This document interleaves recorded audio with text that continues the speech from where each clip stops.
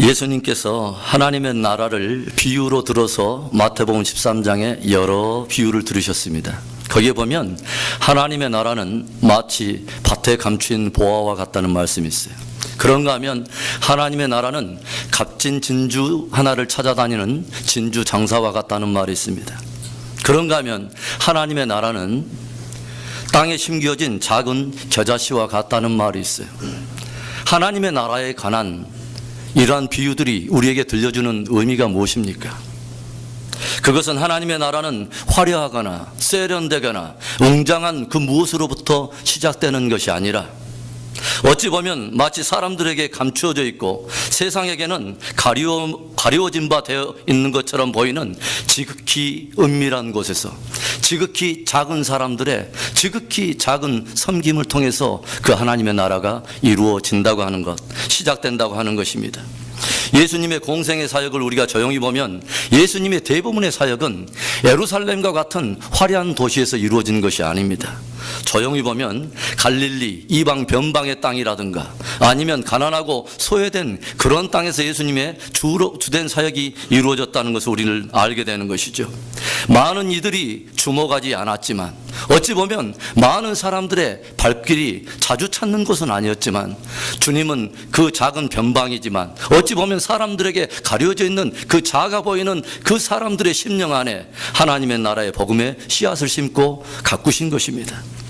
오늘 룻기의 배경이 되고 있는 유대 베들레헴 에브랏은 그리 당대에 사람들로부터 그렇게 주목받는 것이 아니었습니다.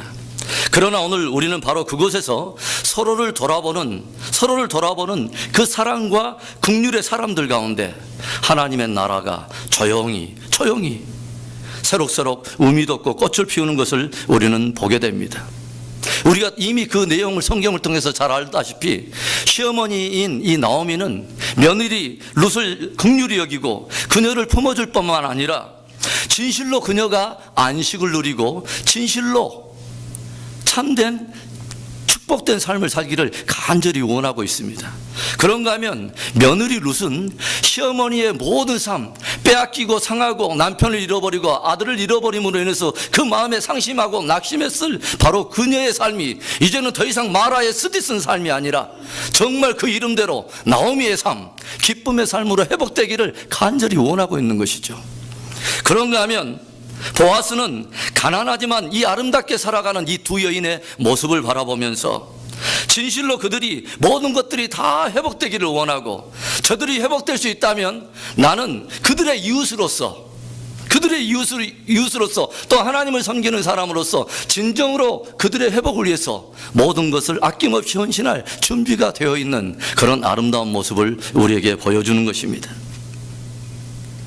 하나님은 사람들의 눈길에 가려져 있는 듯한 이 작은 마을에서 이루어지는, 어떻게 보면 그 작은 마을에서 살아가는 이 아름다운 사람들의 모습을 바라보면서 이제는 하나님께서 그분의 옷으로 그들 모두를 덮어주시고 예수 그리스도의 아름다운 구속사를 써가는 한 부분의 역사의 한 페이지를 장식할 수 있도록 그들을 존귀하게 쓰시는 하나님의 은혜를 우리는 보게 됩니다. 서로가 서로를 긍휼히 여겨주는 그 사랑 속에서 누가 태어납니까? 이새가 태어나고 다윗 왕이 태어납니다. 서로가 서로를 긍휼히 품어주는 그 사랑 속에서 누가 찾아옵니까? 놀랍게도 바로 사람들에게는 가려져 있는 그 지극히 작은 마을에서 이루어진 지극히 작은 사람들의 긍휼과 서로를 돌보는 그 사랑 속에 예수 그리스도께서 그들의 혈통적 후손으로서 기꺼이 사랑의 본체이신 그분이 찾아오신다고 하는 것이죠. 그것이 바로 하나님의 나라인 것이죠. 서로를 긍휼히 여기고 서로를 정말 불쌍히 여기는 그 사랑 속에 하나님의 나라는 오늘도 임하는 것입니다. 예전에 제가 절친한 두 친구에 대한 이야기를 한번 예화로 든 적이 있어요. 각기 세 딸을 두고 있는 두 절친한 친구가 있었어요. 그런데 한 친구는 무엇이 그리 좋은지 항상 볼 때마다 싱글벙글 항상 웃고 다녀요. 그런데 다른 한 친구는 늘 볼 때마다 늘 울상이에요. 그런데 어느 날 이 울상인 이 친구가 출근하려고 이 집을 나섰다가 그 다른 친구가 턴마루에서 출근을 하지 않고 턴마루에 서서 껄껄껄 웃고 있는 것을 봐요. 그런데 그 친구, 싱글벙글 항상 웃는 이 친구의 모습이 굉장히 우스꽝스러운 거예요. 보니까 짧아도 너무 짧은 칠부 양복 바지를 입고 턴마루에서 껄껄껄 웃고 있는 거예요. 그래서 이 친구가 물었습니다. 아니, 자네는 출근도 하지 않고 그 짧은 양복 칠부 바지를 입고 왜 그렇게 우스꽝스러운 모습으로 그렇게 서 있는가? 그랬더니 이 친구가 간밤에 있었던 자초지종 이야기를 들려주는 거예요. 이 친구가 퇴근하면서 양복점에 들려서 새롭게 입으려고 긴 양복 바지를 하나 샀다고 합니다. 그리고 식사하는 자리에서 아내에게 말을 합니다. 여보, 내일 아침에 나 이거 출근할 때 입어야 되니까 이 바지 좀 꼭 줄여놔. 알았어요.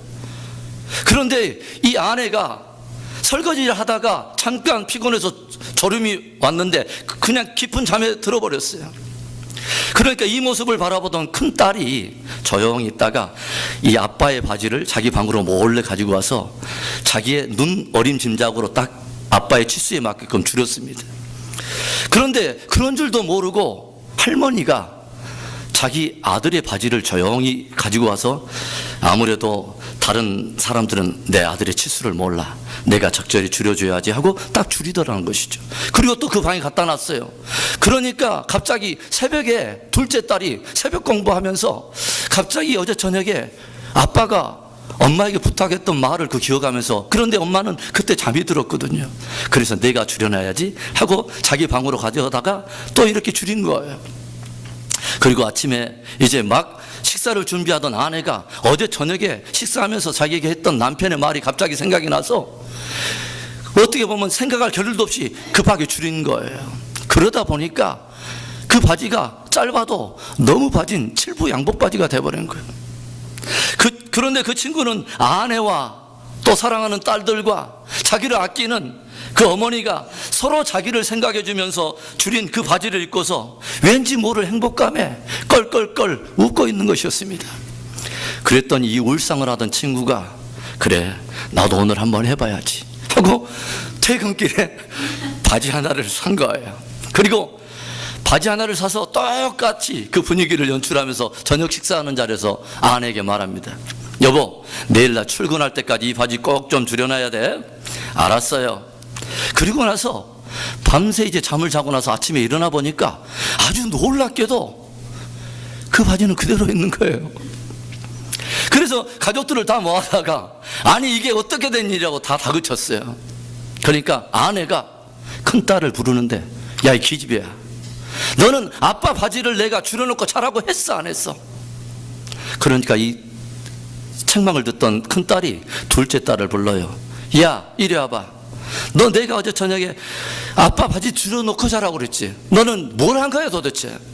그러니까 둘째가 또 셋째 딸을 불러요. 야, 너는 도대체 뭐 한 거야?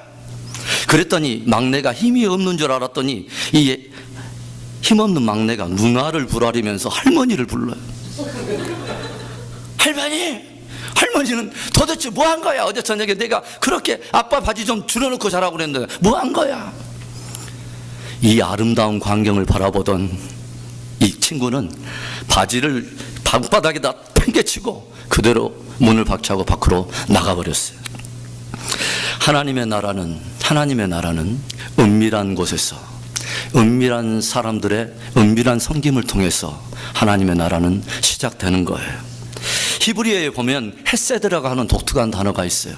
헤세드라고 하는 그 독특한 단어의 뜻은 불쌍히 여기다 또는 긍휼히 여긴다는 뜻인데, 이것은 누구에 의해서 강제적으로 내가 그렇게 하는 것이 아니라 또는 나쁜 동기에서가 아니라 내 안에 내부적으로 내 마음 깊은 곳에서 솟아나는 능동적인 감정으로서의 긍휼히 여김 또는 불쌍히 여김, 이런 뜻을 가지고 있는 독특한 단어입니다.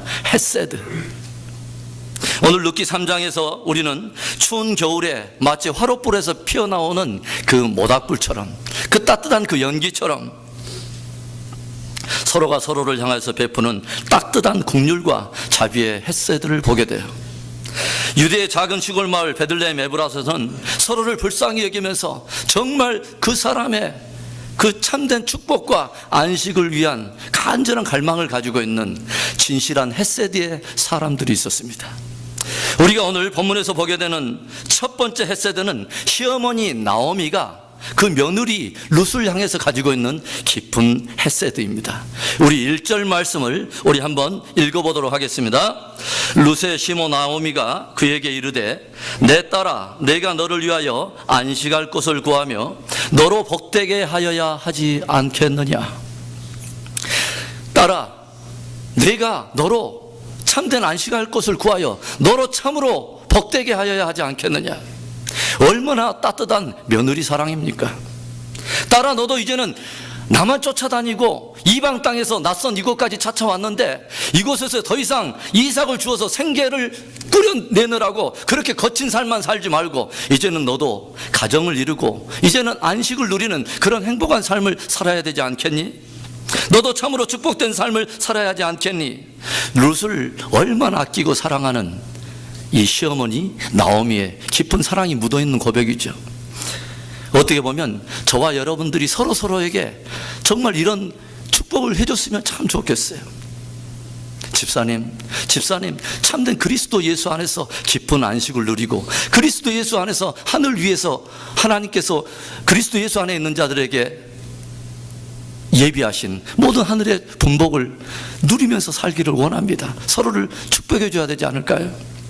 어머니 나오미가 이 며느리 룻을 조용히 생각해 보면 얼마나 귀하고 사랑스럽고 고마운지 몰라요.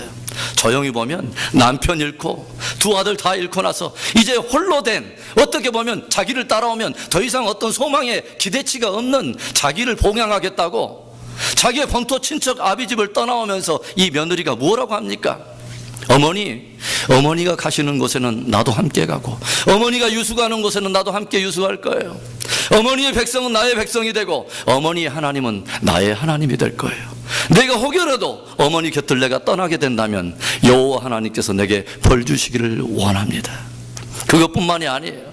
유대 베들레헴 낯선 땅 룻에게는 이 낯선 땅에 와서 그녀가 무엇을 합니까?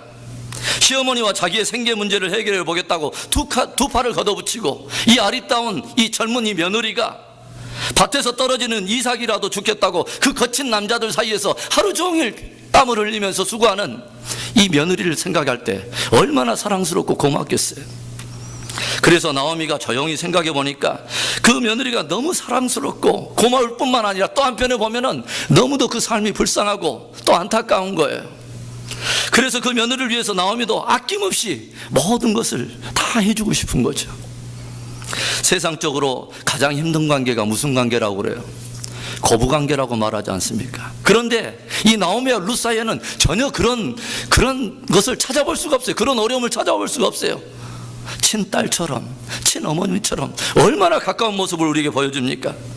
그래서 그저 밭이랑에서 떨어지는 이삭을 주우며 생계만 유지해 나는, 생계만 해결해 가는 그런 삶의 수준이 아니라 너도 이제는 행복한 가정을 이루고 진짜 너에게 참된 안식을 가져둘 그러한 평안한 가정, 평안한 남편의 품에 너도 안겨야 되지 않겠느냐고. 시어머니가 그저 주변 세상이 다 그런 분위기라서 그런 것이 아니라, 마지못해서 그런 것이 아니라 마음속 깊은 곳에 이 말씀으로 축복하고 그것을 위해서 정말 헌신해 주고 싶은 거예요. 딸아, 너도 이제는 안식하여야 하며 너도 참으로 복된 삶을 살아야 되지 않겠니? 하는 거예요. 사실 룻은 보아스에 대해서 아직까지 잘 몰라요. 보아스가 누군지 잘 몰라요. 그냥 시어머니가 몇 마디 툭툭 던져주니까 뭐 귀염 물을 자라고 그러시니까 그런 사람이다, 이 정도 수준밖에 몰라요. 아직까지는 그 사람이 정확히 누구인지를 잘 몰라요. 그리고 유대 풍습이 어떤 풍습을 가지고 있는지를 몰라요. 그리고 어머니가 지금 너도 안식해서 너도 이제는 복된 삶을 살아야 되지 않겠냐고 축복하지만 그 말이 무슨 의미를 가지고 있는지를 모르고 그것을 위해서 무엇을 해야 될지를 아직 룻은 하나도 알지 못해요. 그런데 누구는 알고 있냐면 나오미는 알고 있어요. 나오미는 어떻게 해야 며느리 룻이 참된 안식을 얻으며 참된 축복된 삶으로 걸어갈 수 있는지 다 알고 있어요. 보아스도 잘 알고 있고요, 유대 풍습도 잘 알고 있어요. 그리고 어떻게 해야 며느리 룻을 복되게 할 수 있는가를 다 알고 있는 거예요. 그런데 오늘 이야기의 전체적인 분위기를 보면 룻은 사실요 우리 성도들의 모형인 거예요. 예수 그리스도를 믿는 성도들의 모형인 거예요. 룻이 보아스의 밭에 나가서 이삭을 주우며 겨우 생계 정도를 해결하는 그 수준이 아니라, 룻이 정말 행복하려면 보아스에게 가서 정말 축복된 관계 안에 깊이 들어가야 그 안에서 참된 안식과 복된 삶을 살 수 있는 거예요. 성도들이 정말 예수 그리스도의 보혈과 그의 십자가 안에, 그 관계 안에 깊이 들어가야 그리스도 예수 안에서 저를 믿는 자들에게 하나님께서 예비하신 하늘의 신령한 은혜뿐만 아니라 영원한 기업과 이 땅을 살아가면서 풍성하게 하나님께서 예비하신 모든 그 은총을 다 받는 그 모든 것이 우리에게 비로소 실제가 되는 거예요. 그런데 사실 우리들은 그것을 때때로 모를 때가 있어요. 그래서 우리들의 신앙 수준이 겨우 예수 그리스도로 말미암아 나달 몇 개 주워 먹는 수준, 생계 정도 해결하는 수준으로 우리는 신앙생활을 할 때가 너무 많아요. 그런데 누구는 알고 있냐면 나오미는 알고 있어요. 이 룻을 그 정도 수준이 아니라 정말 보아스에게 어떻게 가정을 이루며 연합하게 하며 그로 인해서 올 수 있는 모든 것들을 다 풍성하게 누릴 수 있는 축복된 삶의 길을 나오미는 알고 있는 것이죠. 그래서 나오미가 그 며느리에게 하나하나 이제 코치를 하기 시작해요. 그래서 이 이야기를 여러분들에게 하나의 비유로 풀어서 말씀을 드린다면, 이 나오미는 누구의 역할이냐? 성도들을 그리스도 예수께로 인도하는 성령의 역할을 우리에게 보여주고 있는 거예요. 성령님은 우리들을 예수님께로 인도해줘요. 예수님이 누구인가를 밝히 드러내줘요. 어떻게 해야 우리가 그리스도 예수 안에 있는 모든 예비된 축복을 다 누릴 수 있는가를 성령은 우리에게 가르쳐줘요. 그래서 우리들은 성령의 충만함을 입어야 되는 거예요. 또 공동체적으로 우리가 표현한다면, 우리는 서로에게 오늘 나오미가 며느리 룻을 향해서 가지고 있던 그런 헷세드의 마음을 서로에게 보여줄 수 있어야 됩니다.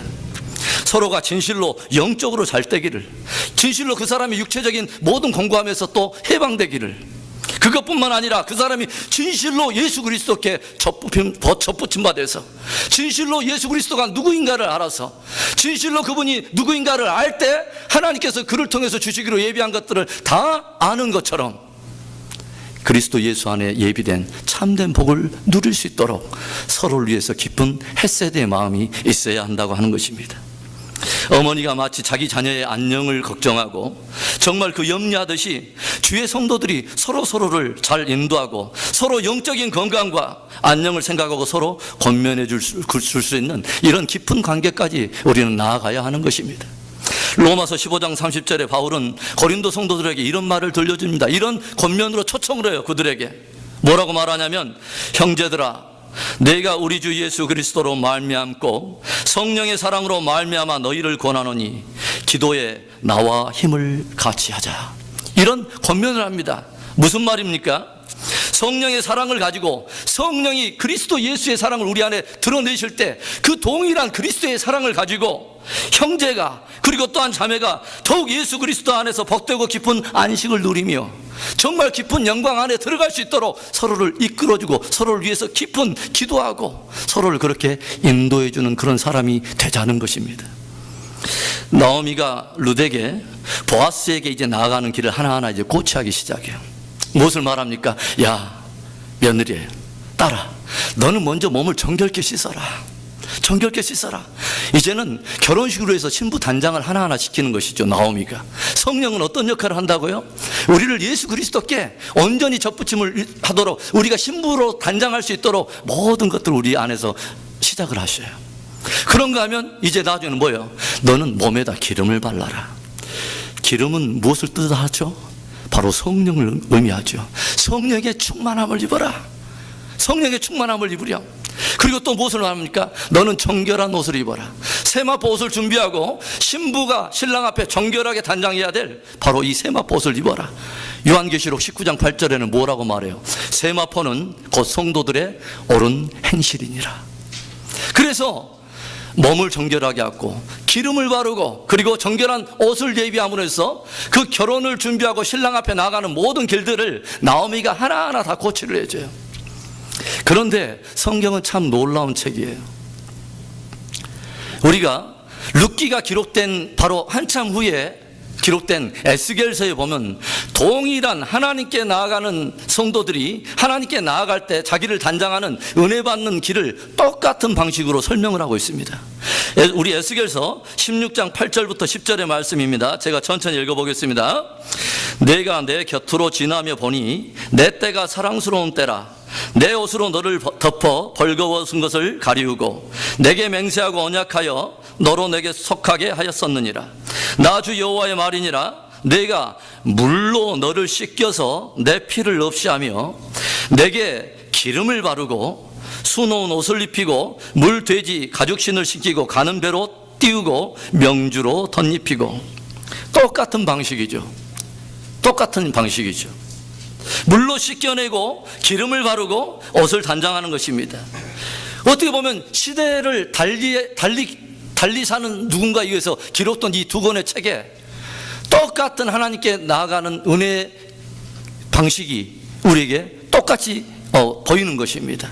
그래서 몸을 씻어내고 기름을 바르고 하나님 앞에 의복을 단장해서 나아가는 이 모든 것은 시대와 상관없이 우리 모든 성도들이 예수께로 나아갈 때 찾아가는 은혜의 길을 설명해 주는 성령의 언어인 것입니다.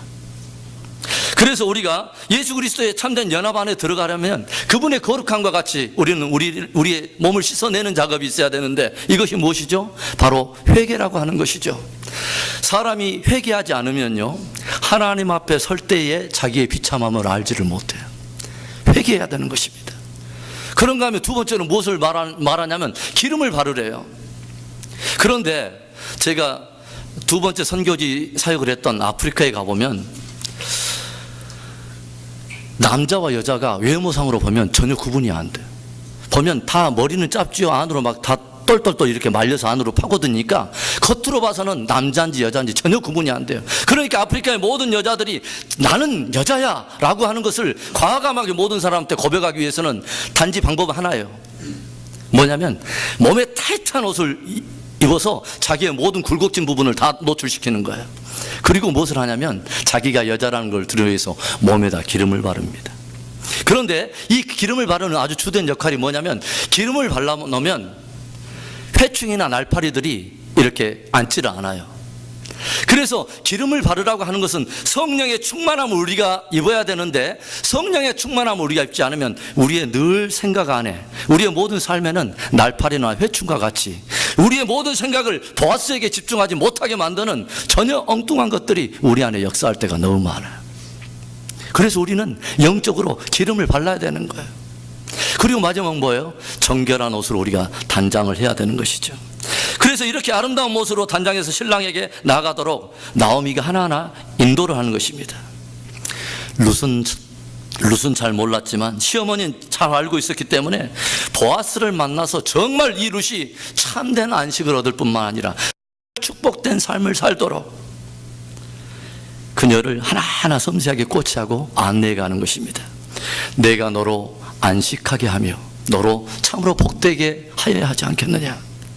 사랑하는 성도 여러분, 우리가 서로가 서로를 향해서 진실로 영육 간에 복되며 그리스도 안에서 참된 안식을 누리도록 서로를 섬기며 서로를 축복해주는 진정한 헷세대의 사람이 되기를 주님의 이름으로 축원합니다. 오늘 본문에서 보게 되는 두 번째 헷세대의 모습은 무엇이냐면, 며느리 이제 룻이 시어머니 나오미를 향하여 갖고 있는 헷세대의 모습입니다.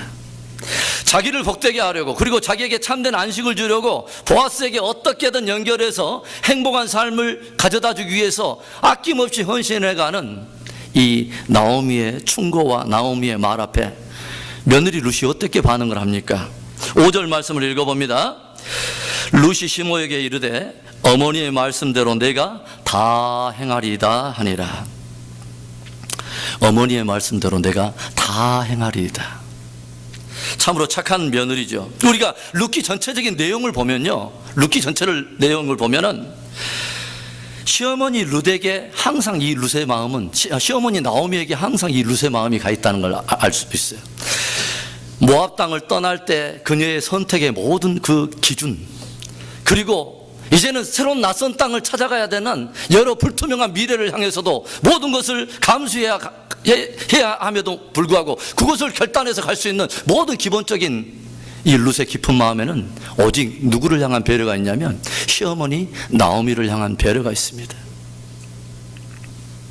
그녀는 이제 시어머니가 이제는 남편을 잃고 두 아들을 잃고 나서 더 이상 이제는 상심하는 마라의 쓰디쓴 삶을 살지 않고 예전에 나오미의 삶으로 다 회복되기를 정말 원하고 있는 거예요.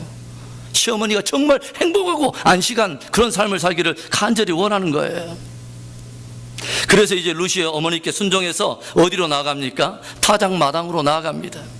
그리고 어머니 말씀대로 밤늦게까지 타작마당에 막 축제가 벌어지고 있는데 그 축제가 다 무르익어가고 사람들이 이제 하나둘 다 흩어지고 보아스라고 하는 그 밭의 주인이, 그 요주의 인물이 이제 이불 속에 들어가서 노젓가리 곁에서 잠에 든 모습을 보고 낯선 땅, 낯선 이 여인이 바로 시어머니의 말대로 그대로 그 보아스가 누워있는 발 아래 이불을 조용히 들고 그 안에 깃들이고 누워있는 거예요. 새벽녘에 보아스가 일어나가지고 깜짝 놀랍니다. 발 아래 뭔가 물컹한 것이 딱 걸리는데 얼마나 놀랐겠어요, 여러분. 그런데 보아스만 놀란 것이 아니야. 실제적으로 밤새내 누가 더 긴장을 했을 것 같아요? 언제쯤 이 남자가 일어나나. 매우 긴장하면서 한편으로는 또 설레는 마음이 있으면서 더 두렵게 간절히 이렇게 누워있는 것이죠. 그래서 이제 보아스가 묻습니다. 누구냐? 하고 물으니까 룻이 이렇게 대답해요. 9절 말씀 참 중요한 말씀이에요. 우리 한번 읽어봅시다. 가로되 내가 누구뇨? 대답하되 나는 당신의 시녀 룻이오니 당신의 옷자락으로 시녀를 덮으소서. 당신은 우리 기업을 물을 자가 됨이니이다. 아멘. 조용히 생각해 보세요. 아직까지 룻과 보아스에게는 적절한 어떤 거리가 있는 관계예요. 그런데 얼마나 이 여인으로서 담대한 고백입니까? 나는 당신의 시녀 룻입니다. 당신의 옷자락으로 나를 덮으소서. 당신은 나의 기업 물을 자가 됩니다. 나는 당신의 시녀 룻이오니 당신의 옷자락으로 나를 덮으소서. 어머니의 말 그대로 지금까지 행동해오던 룻이 이제는 이 결혼을 단장해 오던 이 룻이 기회가 오니까 한치의 두려움이나 어떤 떨림이 없이 담대하게 오히려 당신의 옷자락을 나에게 덮어달라고 간절히 지금 요청하는 거예요. 여러분, 시어머니 나오미가 룻에게 가르쳐준 것은 어떤 남자를, 외간 남자를 유혹의 길을 가르친 것이 아니에요. 그런가 하면은 어떤 부정한 결혼의 방법을 가르쳐준 것이 아닙니다. 영적으로 조용히 보면요, 진정으로 은혜를 받는 길을 가르쳐준 거예요. 오늘 기업 물을 자라고 하는 이 단어가 나오는데, 기업 물을 자라고 하는 단어가 히브리어 고엘이라고 하는 뜻이죠. 뭐냐면 구속해 줄 자, 회복해 줄 자, 소송케 해줄 자, 이런 의미를 가지고 있죠. 그러니까 시어머니 어머니가 이 룻에게 가르쳐준 핵심은 뭐냐면, 야 룻아, 이 보아스가 우리의 참된 고엘이야. 진짜 참된 우리에게 구속을 가져다 줄 사람이야. 우리의 가난한 삶을 다 회복시켜서 풍성한 삶으로 인도할 유일한 고엘, 구속자야. 그뿐만 아니야, 나의 마라와 같은 과거의 쓰디쓴 아픔과 상처와 낙담과 절망의 이 삶을 다 끌어다가 나오미의 삶으로 회복해 줄 수 있는 유일한 고엘은 보아스 저 사람 혼자뿐이야. 그리고 네가 모압 사람이라면 영원토록 여호와의 총회에 들어갈 수 없었겠지만, 너를, 그런 이방 여인을, 감히 여호와의 총회에 들어갈 수 없는 너를 이제는 하나님의 백성으로 당당하게 맞아서 하나님의 백성에게 예비된 하나님의 총회뿐만 아니라 하늘의 기업을 다 얻게 해줄 유일한 고엘은 바로 보아스 저 사람이야. 다 가르쳐준 거예요. 나오미는 어머니에게 이것을 배운 거예요. 그래서 그 기회가 오자마자 왔을 때 놓치지 않고 담대하게 그 고엘을 자기의 삶에 초청하는 것입니다. 여러분은 복음서를 읽다 보면 12회를 혈루증으로 앓던 그 여인의 이야기를 알고 있죠. 12회를 혈루증으로 앓면서 많은 의원들에게 고통을 당하면서 많은 재산을 허비했던 한 여인이 예수께서 지나가신다고 하는 그 행렬에 대한 소문을 들었을 때 어떻게 반응을 합니까? 이리저리 밀리는 인파와 행렬을 다 헤집고 들어가서 마침내 예수 그리스도의 옷자락을 잡지 않습니까? 왜 예수 그리스도의 옷자락을 잡습니까? 그녀의 마음속에 무엇이 있었다고 성경은 우리에게 설명해 줍니까?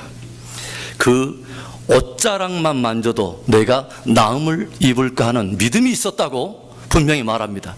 그리고 주님은 분명히 그 믿음으로 인해서 그 믿음을 주님은 느꼈고 뭐라고 말합니까? 누가 내 옷을 만졌냐고 물으십니다.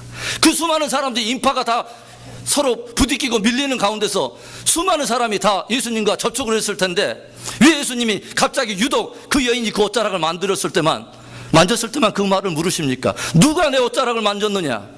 이때 그 여인이 나가서 자기의 모든 자초지종을 말했을 때 주님이 놀라운 선포로 축복을 해줍니다.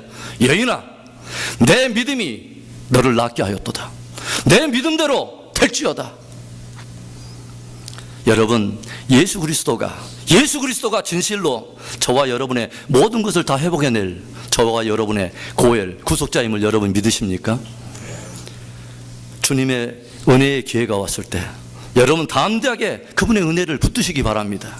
그날 저녁에요, 수많은 잔치가 벌어지고 흥청망청하는 많은 그런 추수의 어떤 그 추수마당에 잔치가 벌어졌음에도 불구하고 유독 이 보아스가 고엘임을 알아보고 유독 이 보아스가 모든 것을 회복해낼 유일한 구속자임을 알아보고 그 발치 아래 이불을 들어가서 이 고백을 했던 사람은 오직 룻 혼자였습니다. 당신의 옷자락을 내게 덮으소서. 당신은 나의 고엘, 기업을 물을 자니이다. 여러분, 하나님의 나라는 먹고 마시는 수준에 겨우 나달갱이 몇 개 잡아가지고 생계 유지하지는 그 정도 수준으로 하나님의 나라가 설명되어 있지 않아요. 진정한 하나님의 나라는 그분 안에서 누리는 의와 평강과 희락인 것입니다. 예수 그리스도에 우리가 의를 누리는 거예요. 그분이 주시는 평강, 이 세상에 그 무엇도 흔들을 수 없는 깊은 심지가 굳어서 흔들릴 수 없는 우리의 영혼의 견고한 닷과 같아서 그 누구도 흔들 수 없는 견고한 평강을 누리는 것이고 세상의 어떤 조건이나 상황에 전혀 영향을 받지 않는 참된 기쁨을 누리는 것, 의와 평강과 희락을 누리는 것이 하나님의 나라인 것이죠. 그분의 옷자락 안에는 이런 평강이 있어요. 그분의 옷자락 안에는 이런 기쁨이 있어요. 저와 여러분의 삶 속에 염려와 낙심과 좌절과 상실의 아픔이 있을 때에 예수 그리스도의 옷자락, 이 위대한 옷자락을 만지고 회복되는 은총이 있기를 바랍니다. 룻이 결정한 그녀의 모든 선택 안에, 그녀의 모든 그 여정 안에, 그리고 그녀가 취한 모든 결단의 깊은 곳에서는 시어머니를 향한 깊은 헤세드가 있었다고 하는 것이죠. 남편을 잃고 아들을 잃고 모든 기업을 잃어버린 이 소망 없는 시어머니가 이제 더 이상 마라 인생 살지 않도록 진실로 예수 그리스도 안에 참된 은혜를 누리고 다 회복될 수 있도록 간절한 헤세드의 마음이 있었다고 하는 것입니다. 저와 여러분에게도 이런 깊은 긍휼과 사랑이 있어서 서로의 아픔과 상처를 싸매주는 헤세드의 사람이 될 수 있기를 주의 이름으로 축원합니다. 마지막 우리가 오늘 본문에서 보게 되는 세 번째 헤세드는 보아스가 룻에게 보여주는 헤세드의 모습입니다. 자기의 발치 이불 안에 들어와 가지고 낯선 여인이, 모압 여인이, 더구나 이방 여인이 낯선 남자의 이불 안에 들어와서 깃을 들이고 있다는 것이 쉬운 일일까요? 결코 쉬운 일이 아니에요. 그런데 이 여인이 고백을 해요. 나는 당신의 시녀이오니 당신의 옷자락으로 나를 덮으소서. 당신은 우리의 기업 물을 자가 됨이니이다. 이 사랑스러운 고백 앞에 보아스가 어떻게 반응을 하는가 우리 한번 보기를 원합니다. 11절에 보니까 내 딸아 두려워 말라. 내가 내 말대로 내게 다 행하리라. 내가 현숙한 여자인 줄 나의 성읍 백성이 다 아느니라. 아멘. 보아스는 룻이 부정한 여인이거나 아니면 남자를 유혹하는 그런 이상한 여자가 아니라는 걸 너무도 잘 알고 있었어요. 어찌 보면 보아스가 그동안 쭉 삶을 통해서 보아왔던 것은, 룻을 통해서 보아왔던 것은 룻이 끊임없이 시어머니를 향해서 가지고 있는 깊은 헤세드의 기쁘였어요. 자기의 모든 어떤 삶을 다 포기하고 그래서도 이 소망 없던 나오미의 모든 삶이 다 회복되기를 원해서 모든 여정을 결정하고 대가를 다 지불해내고 그 시어머니와 함께 모든 여정을 함께 지금까지 해왔던, 그리고 낯선 이 타작 마당에 낯선 남자의 침소에까지 용감하게 들어올 수밖에 없었던 어머니를 향한 순종의 깊이, 헷셋 깊이를 본 것입니다. 그리고 뭐라요 보아스가? 딸아, 염려하지 마라, 두려워하지 마라. 나는 네가 부정한 여인이 아니라는 걸 다 알아. 겪어봐서 알고 들어봐서 알고 나도 보아서 다 알아. 내 이름이 보아스야.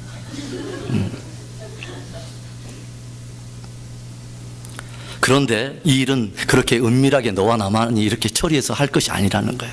모든 성문의 장로들을 모아놓고 공적으로 해결해야지, 공신력이 있게 해결해야 되니까 너는 새벽 동틀녘까지 아무에게도 여기에 들어왔다는 것을 표시내지 말고, 너를 부정한 여인 또는 음란한 여인으로 오해받게 하고 싶지 않으니까 이게 보아스가 끊임없이 룻을 향해서 배려하는 거죠. 그러니까 여기 잠잠히 있다가 새벽녘이 되면 네가 나가라. 그리고 새벽녘에 갈 때도 그냥 보내지 않습니다. 뭘 보내냐면 시어머니와 함께 생계를 해결할 수 있도록 보리를 6대나 부어가지고 머리에다 이어줘요. 어떻게 보면 이 타작마당에서 룻과 보아스가 함께 이 교제했던 그날 저녁의 미래는 모든 사람들이 알 수 없는 두 사람만의 비밀이란 약속이 된 거죠. 하나님의 나라는, 그리고 구속에 대한 것은 많은 사람들이 알지 못해요. 나와 그분만 알아요. 그래서 어떻게 보면 구속은, 구원의 사건은 공적으로 드러난 것 같기도 하지만 사실은 나와 주님과의 비밀한 거예요. 저와 여러분 안에 예수 그리스도의 그 사랑 안에, 그리고 예수 그리스도의 그 구속의 약속 안에서 우리가 주님과의 깊은 이런 미래가 있기를 원해요. 우리가 예전에 한국에 있을 때요, 성탄절이 가까우니까 우리 교역자들이 함께 모여서 꽁투를 했어요. 꽁투를 했는데 그날 저녁에 그 꽁투를 할 때 그 사투리, 각 지역에 있는 사투리로 이렇게 꽁투를 하는데 앞에 있는 사람이 말하는 거죠. 나는 당신을 사랑해. 이 말을 꽁투로 하라니까 옆에는 광주에서 오신 목사님이 그렇게 표현하더라고. 아따, 나 거시기 해버려. 그러니까 또 다른 사람은 저 경상도에서는 또 그렇게 표현하더라고요. 내 얼라를 놔도, 내 알을 놔도 그렇게 말을 하더라고요.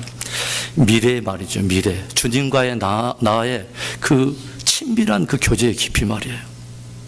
그래서 이제 룻이 시어머니 나오미에게 이르러서 모든 정황을 다 설명해줘요. 밤새 이런 일이 있었고요. 그리고 이 보아스가 나를 보낼 때 그냥 보내지 않고 이렇게 보리 6대를 이렇게 줬다고. 그러니까 시어머니의 마음이 너무 행복한 거죠.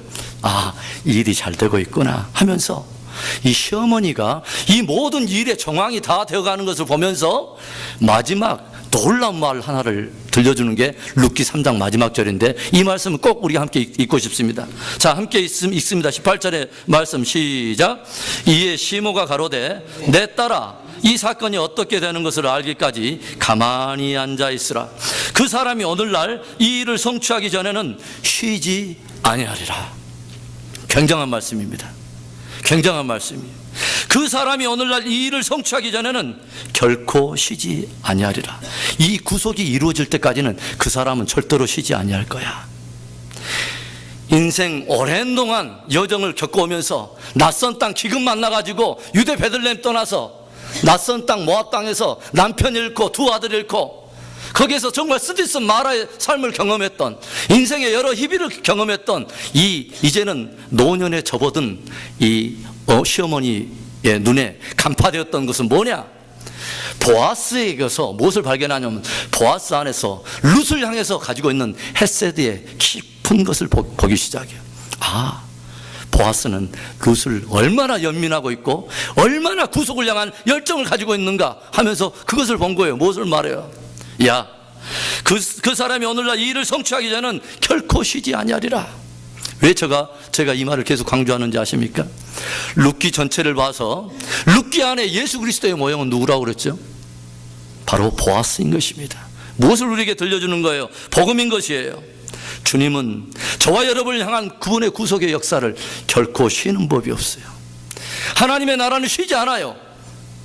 그분이 결코 졸지 아니하시고 주무시는 분이 아니기 때문에 그래요.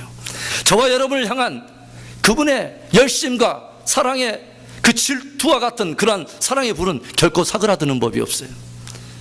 사랑의 어떤 근거가 저와 여러분에게 있다면 이것은 언제든지 위기일 수 있겠지만 그분이 변함없기 때문에 이 사랑은 온전한 거예요. 그래서 우리는 믿을 수 있는 거예요. 만약에 우리의 어떤 행실을 근거로 해서 주님이 우리의 구속의 기준을 댔다면 저와 여러분들에게는 소망이 없는 거예요. 그러나 그분은 일단 한번 우리를 향한 사랑을 하시기로 작정하셨기 때문에 그분의 사랑은 변함이 없어요. 그래서 성경이 무엇을 말해요? 우리 안에 착한 일을 시작하신 이가 그리스도 예수의 날까지 온전히 이루실 것을 내가 확신하노라. 얼마나 놀라운 은혜예요. 얼마나 놀라운 은혜예요. 유대 베들레헴 작은 시골 마을 에브라스는 지금으로부터 3000년 전에 그 작은 마을에는 서로의 약함과 허물을 깊이 감싸주고 덮어줄 뿐만 아니라 그 사람만 참된 안식을 얻을 수 있다면, 그 사람이 진정으로 그리스도 예수 안에서 구속을 얻어서 참으로 축복된 삶을 살 수 있다면 기꺼이 내가 희생할 줄 아는 헌신이 준비된 깊은 헷세대의 사람들이 있었습니다. 그리고 그들 사이에 화롯불처럼 활활 타오르는 연기처럼 하나님의 나라는 그들 위에 임한 것입니다. 오늘 저와 여러분 안에 이 아름다운 마음들이 있어서 그 하나님의 나라를 우리 안에서 경험하게 되고, 또 저와 여러분들의 그 헷세드가 우리의 공동체뿐만 아니라 이웃과 열방이 이렇게 흘려나가는 귀한 축복의 통로로 쓰임받는 은혜가 있기를 주의 이름으로 축원합니다. 기도하겠습니다.